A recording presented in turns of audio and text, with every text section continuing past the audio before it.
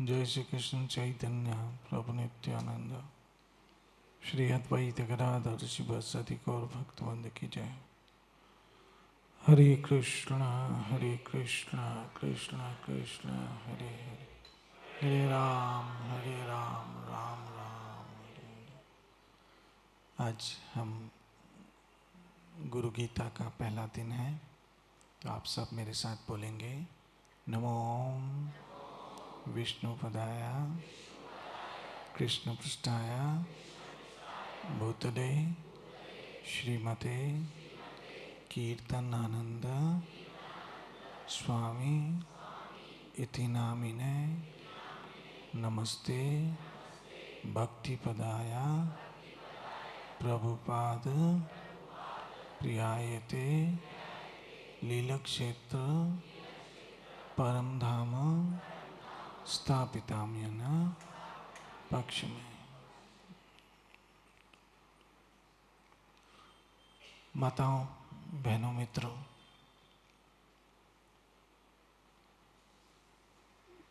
यहाँ पर आज हम गुरु गीता जो भगवान शिव और माँ पार्वती के बीच का संवाद है। भगवान शिव और माँ पार्वती के संबंध एक पति और पत्नी के रूप में हमें एक बहुत अच्छा समझाया जाता है, और ये है कि पति पत्नी का जो रिश्ता है उसका आधार ईश्वर होना चाहिए।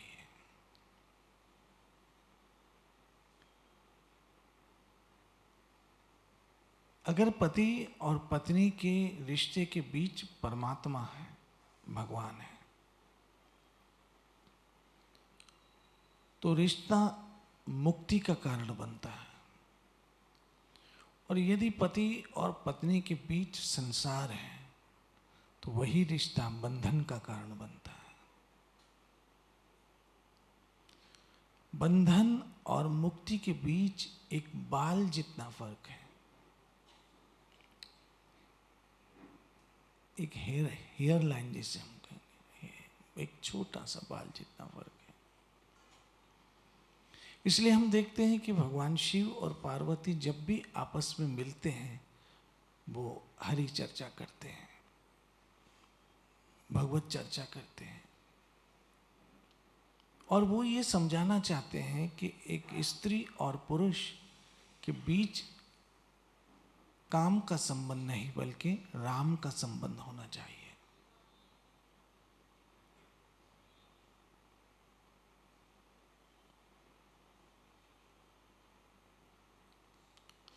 यहां पर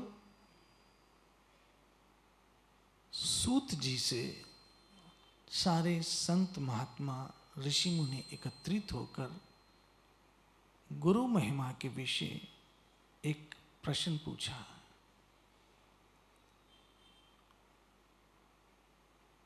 और उस प्रश्न के जवाब में, उत्तर में उन्होंने वो कुछ कहा जो भगवान शिव ने मां पार्वती से कहा।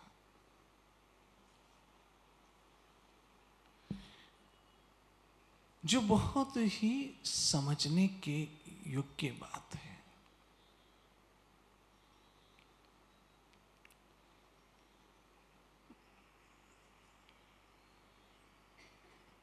पहले जो कहा भगवान शिव ने कि हे देवी, तुमने बहुत सुंदर प्रश्न पूछा है जो सबके कल्याण का होता है,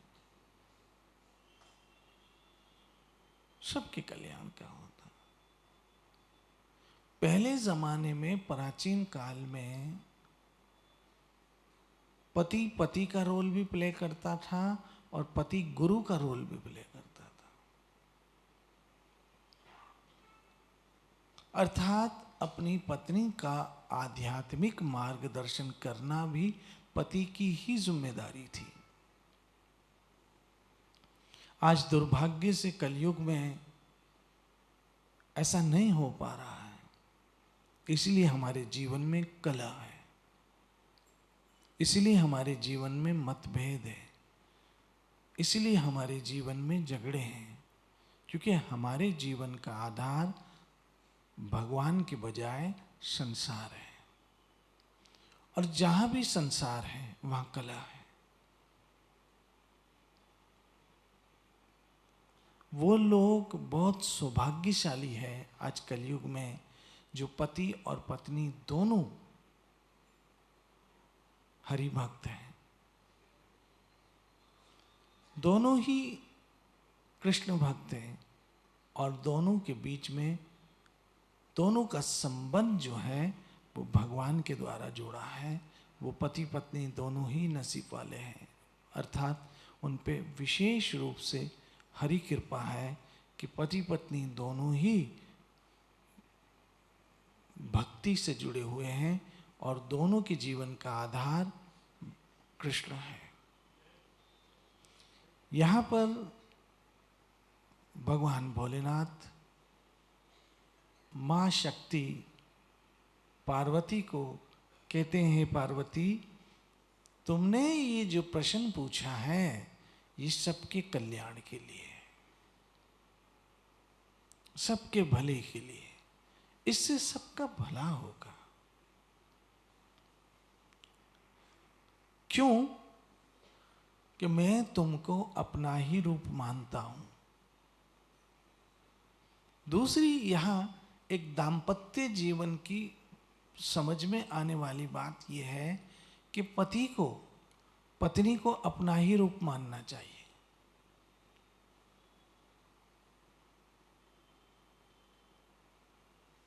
यहां पर दुर्भाग्य से ऐसा नहीं हो पा रहा है, इसलिए कलह होता है। अगर पति ये समझ ले कि ये पत्नी मेरा ही रूप है,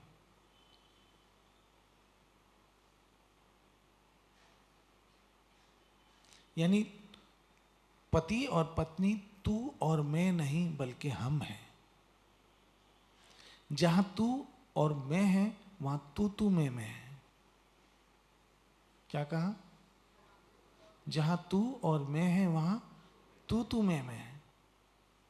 और जहां हम हैं वहां हमदर्द है। जहां हम हैं वहां हमदम है। जहां हम हैं वहां हम गम है। लेकिन दुर्भाग्य की बात है आज हम नहीं हैं बल्कि तू और मैं हैं, इसलिए तू मैं। यहां भगवान भोलेनाथ एक आदर्श पति की तरह, एक आइडियल पति की तरह पार्वती जी को समझा रहे हैं कि हे पार्वती तुम जो हो वो मेरा ही रूप हो। अर्थात पति को हमेशा अपनी पत्नी को अपना ही रूप समझकर वैसा ही व्यवहार करना चाहिए। अर्थात अपने रूप समझने का मतलब यह है कि जैसे वो अपना भला सोचता है उतना ही भला अपनी पत्नी का सोचे। जो वो अपने लिए भला सोचता है उतना ही भला अपनी पत्नी का सोचे। इसलिए भागवत में कहा है स्पष्ट कि किसी भी व्यक्ति को उस समय तक पति होने का अधिकार नहीं है जब तक वो अपनी पत्नी को जन्म मरण के बंधन से छुड़वाने के योग्य न हो। ये भागवत में स्पष्ट लिखा है।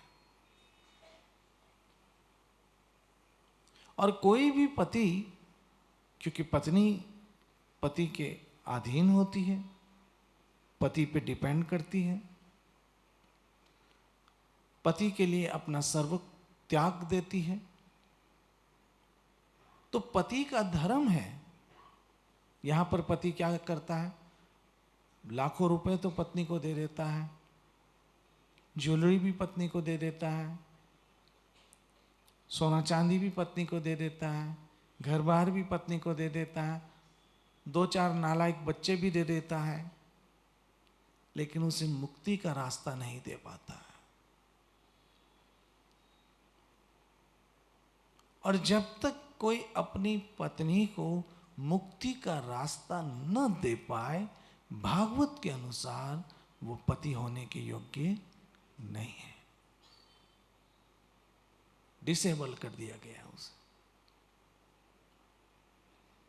और अपनी पत्नी को मुक्ति का रास्ता कैसे दिया जा सकता है? जब वो खुद भी भजन करे और पत्नी से भी भजन करवाए। हरे कृष्ण कृष्ण कृष्ण हरे राम राम राम। ये बहुत सरल वैदिक रास्ता है। ऐसे घर से कलह समाप्त हो जाएगा और कलयुग का असर कम हो जाएगा। अब यहां पर भोले बाबा मां पार्वती को कह रहे तुम मेरा ही रूप हो, ये समझ के तुम्हें मैं समझा रहा हूं। अर्थात शास्त्रों में स्पष्ट है कि अपनी पत्नी से हमें कभी द्वेष नहीं करना चाहिए। और माताओं का भी धर्म बनता है कि अपने पति से कभी द्वेष नहीं करना चाहिए। और पति और पत्नी एक दूसरे से कब द्वेष नहीं करेंगे? जब उनके बीच कृष्ण होगा।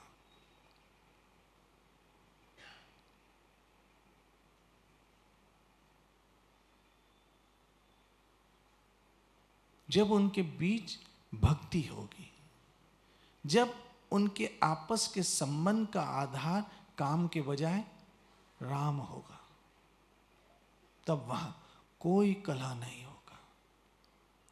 इसलिए यहां भगवान भोलेनाथ मां पार्वती से कह रहे हैं कि हे पार्वती, मैं तुम्हें जो भी समझा रहा हूं अपना रूप समझ के समझा रहा हूं। और एक बात यह समझिए जो बहुत ही समझने की है। आज ना कोई समझाने वाला है और ना ही कोई समझने वाला है। दुर्भाग्य यह है कि कभी पति अपनी पत्नी को कुछ बात समझाने की कोशिश भी करता है तो पत्नी को बुरा लगता है, उसके अहंकार को ठेस पहुंचती है।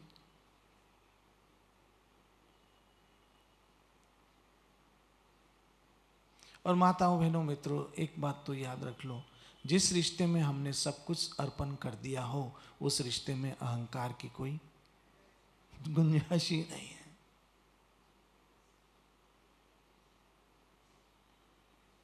उस रिश्ते में अहंकार की कोई गुंजाइश ही नहीं बचती है।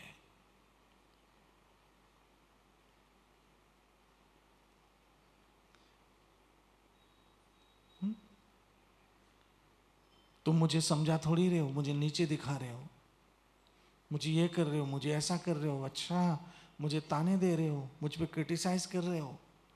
वो समझाने वाला सर पकड़ के बैठ जाए, मेरे बाप आइंदा से इसको समझाऊं ही नहीं।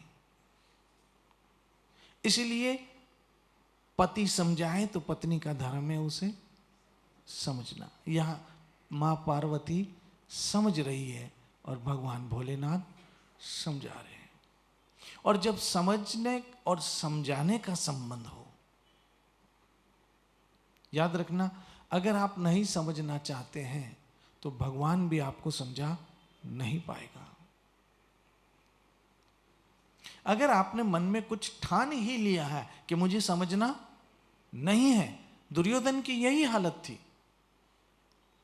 दुर्योधन ने मन में ठान लिया कि मुझे नहीं समझना है, क्योंकि उसने एक पर्टिकुलर विचार दिमाग में भर लिए थे और उसी विचार के अनुसार उसने एक फैसला भी कर लिया था, एक निर्णय भी ले लिया था। इसलिए कृष्ण भी दुर्योधन को नहीं समझा पाए और उसका परिणाम क्या हुआ आप सबों ने देख लिया।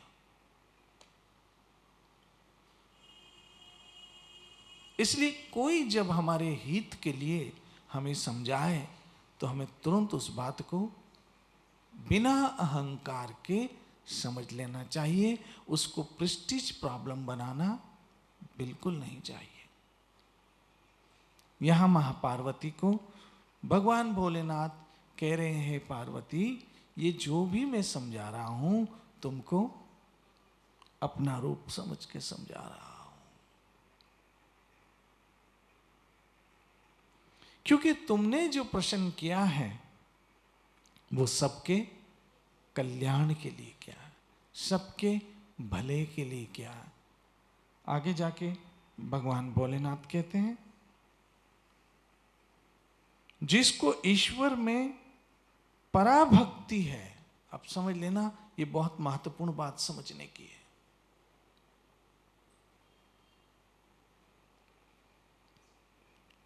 जिसको ईश्वर में पराभक्ति है,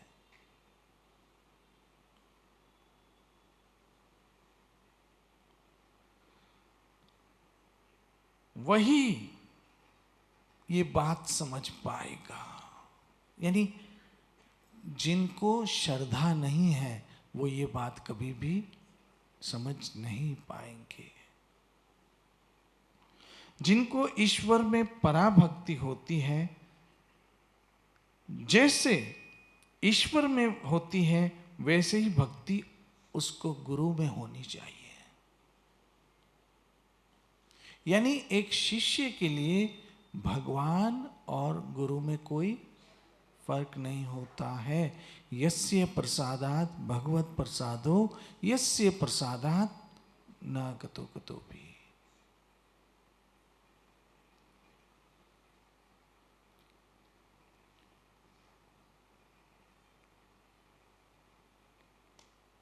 श्रील भक्तिपाद जी महाराज जो इस युग में एक परमहंस के स्थान को पहुंचे हुए महापुरुष, क्योंकि उनके साथ मुझे बहुत सारा समय व्यक्तिगत रूप ही गुजारने का सौभाग्य प्राप्त हुआ।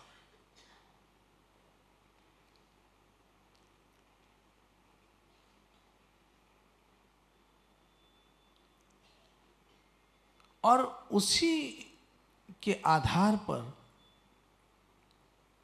मैं ये कह सकता हूं कि श्रील भक्तिपाद जी महाराज हमारी वैष्णव परंपरा के एक महान परमहंस के स्थान पे पहुंचे हुए ऐसे महापुरुष,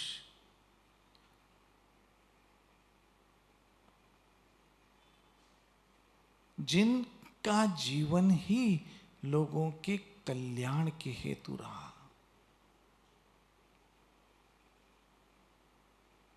मैंने श्रील भक्तिपाद जी महाराज के श्री चरणों में बैठकर जो भी सीखा वही कुछ आप तक मैं पहुंचाने का प्रयास करता हूं।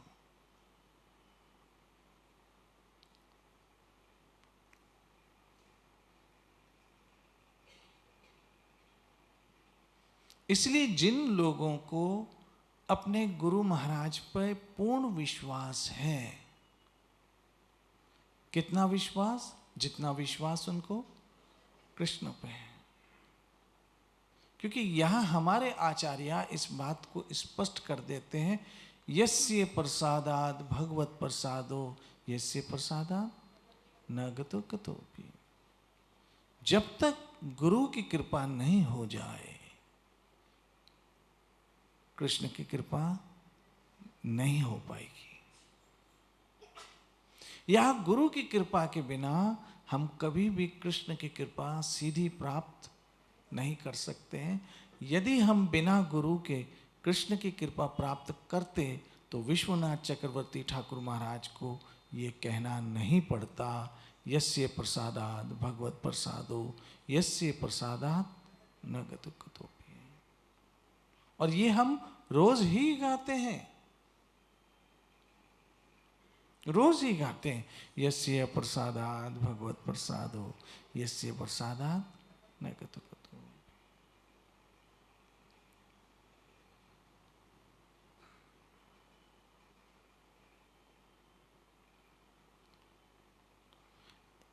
इसीलिए श्रील भक्तिपाद जी महाराज को जितना मैंने, क्योंकि मुझे गुरु पूर्णिमा पे कुछ बोलने का मौका आप लोगों ने दिया ही नहीं, तो आज बोल लेता हूँ। मेरे लिए तो रोज ही गुरु पूर्णिमा होती है।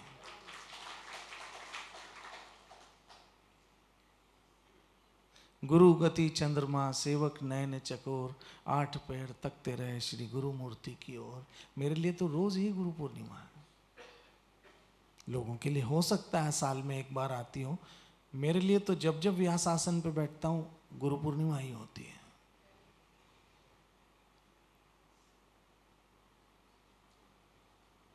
तो जितना मैंने श्रील भक्तिपाद जी महाराज को नजदीक से देखा, जाना, समझा, जबकि मैं पूरी तरह से उनको समझूं तो मेरी उम्र बीत जाए, नहीं समझ पाऊंगा।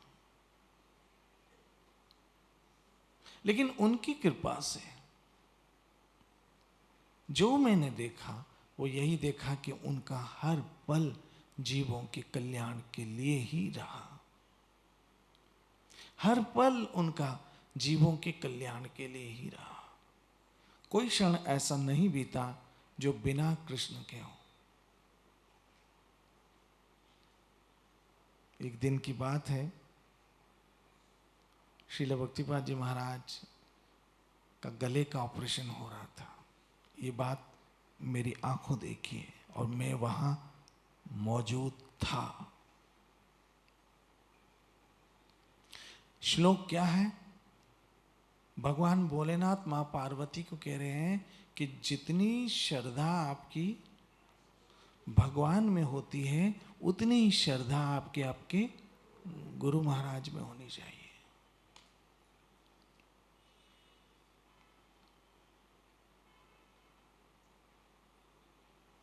और यही बात श्रील भक्तिपाद जी महाराज, जब मैं अपने गुरुदेव को देखता हूं तो एक तरफ तो वो पूर्ण गुरु है, लेकिन दूसरी तरफ उनको देखता हूं तो वो पूर्ण शिष्य भी है। और याद रखना, कोई पूर्ण शिष्य हुए बिना कोई पूर्ण गुरु नहीं हो सकता।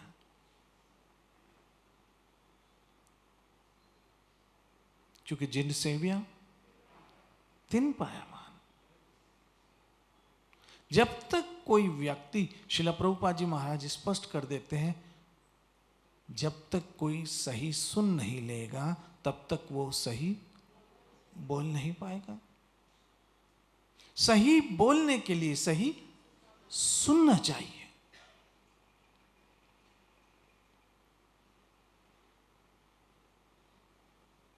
तो एक तरफ तो मैंने देखा कि श्रील भक्तिपाद जी महाराज एक पूर्ण गुरु है, तो मैंने दूसरी तरफ देखा वो पूर्ण शिष्य भी है।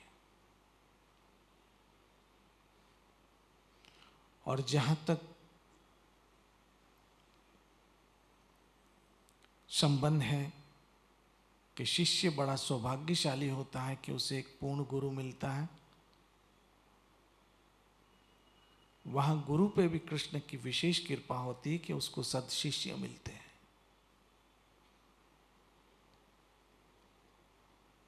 ब्रह्मांड ब्रह्मत्य लोक कौन भाग्यवान जीव, गुरु कृष्ण प्रसाद पाए भक्ति लता बीज।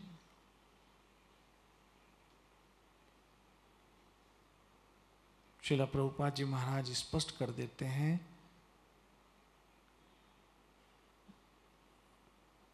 तो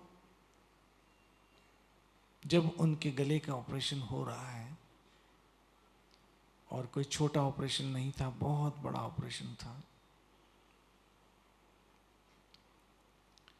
तो मैं ही उस समय सुबह सुबह में उनकी सेवा में था।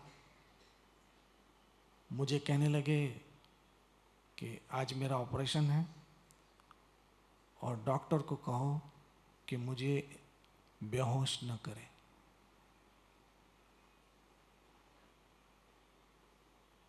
अब एक तरफ गुरु आज्ञा है और दूसरी तरफ डॉक्टर है, और डॉक्टर भी बहुत सख्त डॉक्टर था। और आपको पता है डॉक्टर अपने काम में इंटरफेयर नहीं पसंद करते हैं, क्योंकि वो अपनी फील्ड में होते हैं।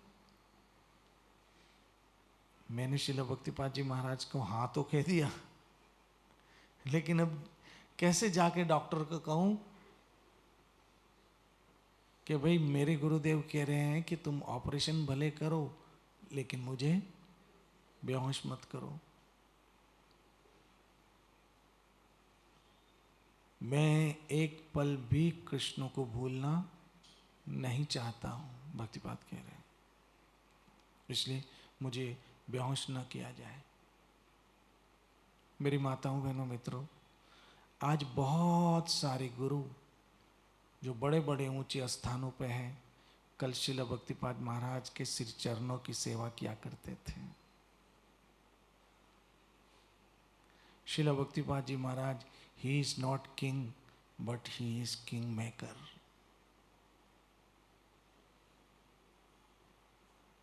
ही is not king but he is king maker. आज बहुत सारे किंग हैं जिनको बनाने वाला एक ही नाम है, कीर्तनानंद स्वामी श्रील भक्तिपाद। जय भक्तिपाद। बहुत सारे बड़े बड़े गुरु हैं, नाम नहीं लेना चाहता हूँ। किसी को संन्यास दिया तो किसी को ट्रेनिंग दी, किसी को कृष्ण भावनामृत का पूरा शिक्षण दिया और आज उनको कहीं से कहीं पहुंचा दिया। जिसके हाथ से हम निकलते हैं वो हाथ कैसा होगा।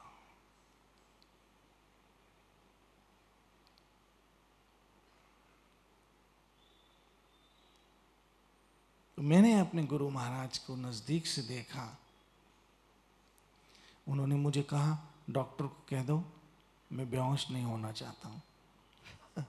अब मैं कैसे बोलूं डॉक्टर को, और डॉक्टर को ढूंढो तो डॉक्टर कहाँ मिलेगा, वो तो सीधा ऑपरेशन थिएटर में आता है और उस समय हम पहचान भी नहीं सकते कि ये वही डॉक्टर है, क्योंकि उसका पूरा मुंह बंद, ऊपर कैप, दूसरे कपड़े, हम यही नहीं पहचान सकते कि ये डॉक्टर कौन है।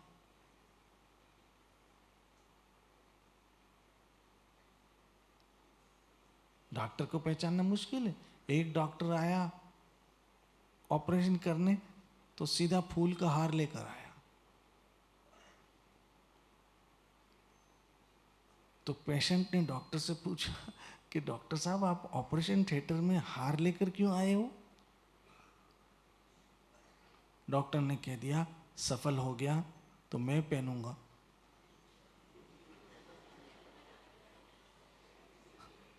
और अगर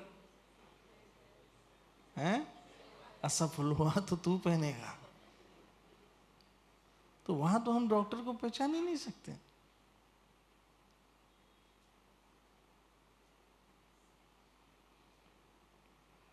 अब मैं कैसे कहूं कि भाई डॉक्टर साहब, मेरे गुरुदेव कहते हैं कि एनीस्थीसिया मत देना। तो एक श्रील भक्तिपाद जी महाराज के दूसरे शिष्य थे जो इस समय भी बॉम्बई के बहुत बड़े डॉक्टर हैं, बहुत बड़े सर्जन हैं इस समय। वो डॉक्टर दोनों फ्रेंड थे। तो मैंने उनको फोन किया। मैंने कहा, प्रभु जी गुरु महाराज कह रहे हैं कि डॉक्टर को कहो ऑपरेशन भले करे लेकिन मुझे बेहोश ना करे। समझाना ये चाह रहा हूं कि यहाँ भगवान शिव माँ पार्वती को समझा रहे हैं कि ये बातें उन्हीं को समझ में आएगी जिनकी श्रद्धा जितनी भगवान पे है उतनी गुरु महाराज पर है।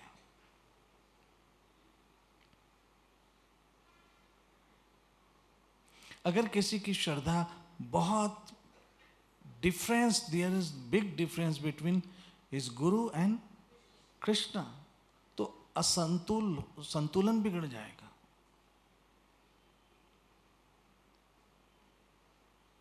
क्योंकि हम बिना गुरु के सीधी सीधी कृष्ण से कृपा कभी ले नहीं सकते हैं। बरसात होगी आकाश से कभी नहीं, उसके लिए बादल चाहिए। बिना बादलों के आकाश से कभी बरसात नहीं हो सकती। ऐसे बिना सदगुरु के कभी कृष्ण की कृपा सीधी नहीं हो सकती। होती है तो वाया गुरु महाराज की होती। अगर सीधी कृपा होती तो फिर कृष्ण को ये कहने की कोई जरूरत न पड़ती, तद्विधि पढ़ना पाते हैं न प्रकृष्ण न सेव्या उपदक्षन्ति ते ज्ञानम ज्ञानस्तत्व दर्शन।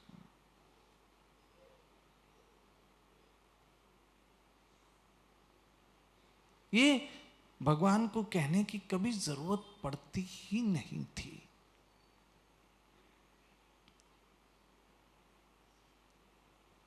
इसलिए मैंने उनको कहा, मैंने बोला प्रभु जी एक बात है, श्रील भक्तिपाद जी महाराज कह रहे हैं कि मुझे ऑपरेशन भले करे लेकिन एनेस्थीसिया नहीं चाहिए, मुझे ऑपरेशन नहीं करवाना, ऑपरेशन के लिए बेहोश नहीं होना है।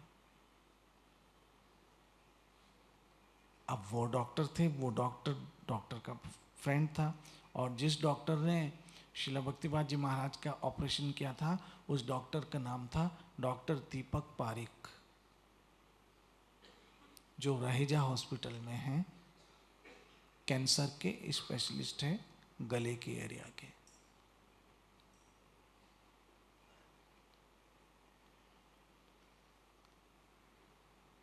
उस डॉक्टर को कहा कि देख भाई तू खुद डॉक्टर है, क्योंकि आपस में फ्रेंड थे वो, बोला तू खुद डॉक्टर है और संभव है कि बिना बेहोशी के किसी का ऑपरेशन हो?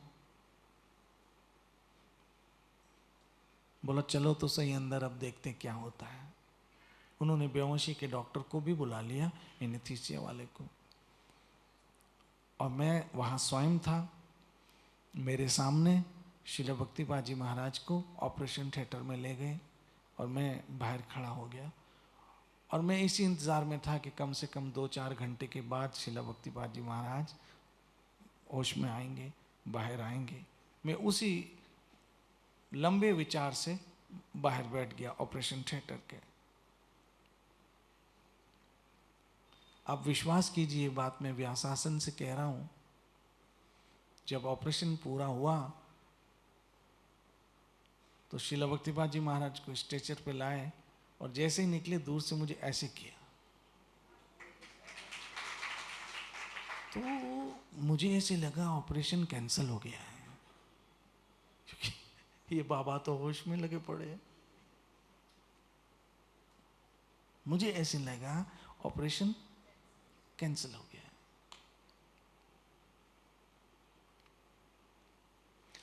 तब वो दोनों डॉक्टर बाहर आए, तो जो डॉक्टर मेरा गुरु भाई था वो डॉक्टर के साथ ही वो डॉक्टर दीपक पारिक भी थे।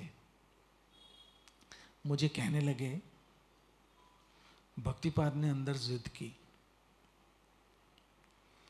बोला मुझे बेहोश नहीं करना है, और डॉक्टर ने कहा कि भाई हम आपको अगर लोकल एनेस्थीसिया देते हैं खाली उतने हिस्से को भी, तो हम कितने हिस्से को एनेस्थीसिया देंगे, क्योंकि हमें तो काटना है, कहाँ तक जाएगा वो हमें भी नहीं पता है। लेकिन भक्तिपाद ने जिद की कि आप लोकल एनेस्थीसिया दो, मुझे बेहोश मत करो। और हमें डर था कि जिस हिस्से को हमने एनेस्थीसिया सुन किया, अगर उससे ज़्यादा काटना पड़ा तो इनको तो हालत बिगड़ जाएगी, और हमें अंदाज़ा ही नहीं था कि कितना काटना है।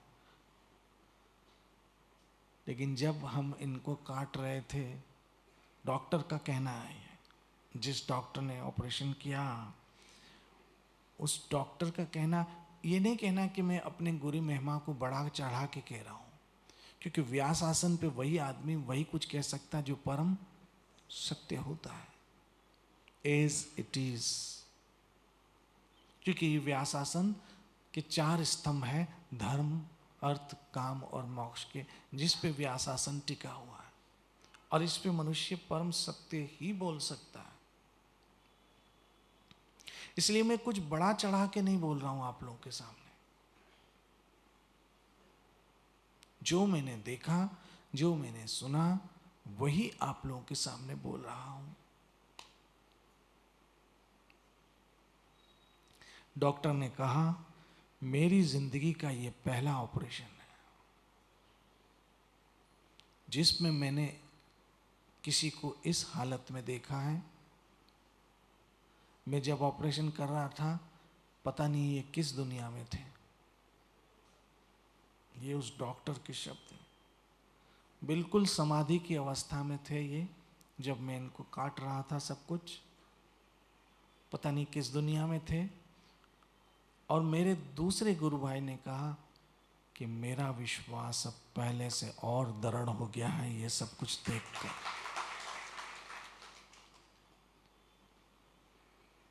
अब ऑपरेशन हो गया, बाहर आ गए, दूसरे दिन मुझे क्या कहते हैं, I want to go temple for darshan Radha Vrindavan Chandra because I don't miss Mangal Aarti, I don't want to miss Mangal Aarti. मुझे ले चलो सीधा राधा वृंदावन चंद्र के पास, मैं मंगल आरती मिस नहीं करना चाहता हूँ। अब गुरु महाराज को कैसे, वो बच्चा हो तो थोड़ा उसको हम चक्कर भी दे सकते हैं कि बस बस बस बस 2 दिन। मैंने शिला भक्तिपाद को कहा, शिला भक्तिपाद 1-2 दिन तो रहना पड़ेगा। No, I don't want to stay here. मुझे लेके जाओ राधा वृंदावन चंद्र के दर्शन करने, क्योंकि मैं मंगल आरती मिस नहीं करना चाहता हूँ। और आप लोगों ने देखा होगा उनको इतने सारे स्टेचेस थे, यहाँ देखा होगा आप लोगों ने अपनी नज़रों से, पूरे गले में टाँके थे। और वो सुबह कहाँ बैठे थे? मंगल आरती में बैठे थे। ब्रह्मभूत प्रसन्नात्मा ना सोचती ना कांक्षती।